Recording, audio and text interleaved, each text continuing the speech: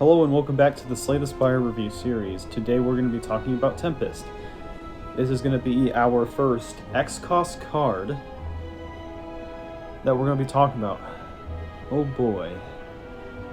We're talking about Tempest, huh?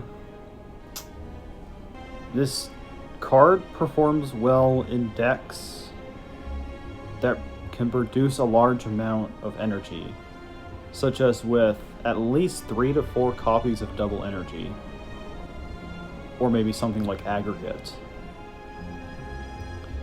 This card is usually a play this card to win the fight kind of card. Basically, you're converting all of your energy into damage.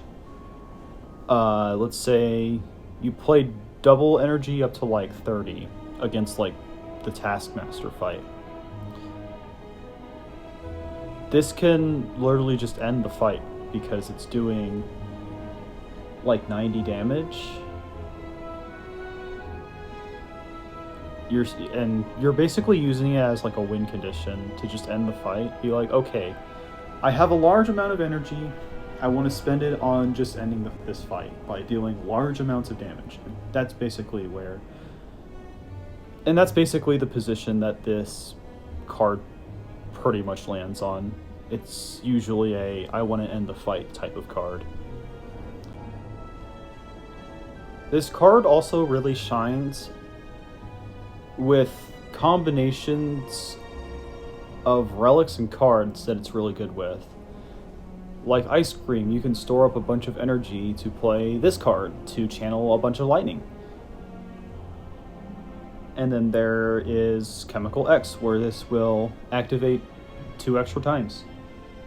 And then there's cards where this also performs well with, such as Electrodynamics, where the lightning is now hitting all enemies, and converting all of your energy into area damage to resolve the fight is pretty good. It's going to provide a lot of upfront damage in decks that can produce large quantities of energy. It's just gonna hit hard. It's gonna be like, I want this fight to end. And it's just extra satisfying when you can hit all enemies with this card. It's also really good long term with the Thunder Strike. The Thunder Strike is going to deal damage based on how many times you have channeled lightning. And that's pretty good with this card because usually you're playing Tempest with large amounts of energy. And since you're going to be hitting multiple times based on how many times you've channeled lightning, it's also going to scale really well with strength. It's just really good supporting Thunder Strike, and it's just a good way to end the fight. Tempest is like the Exodia of energy decks.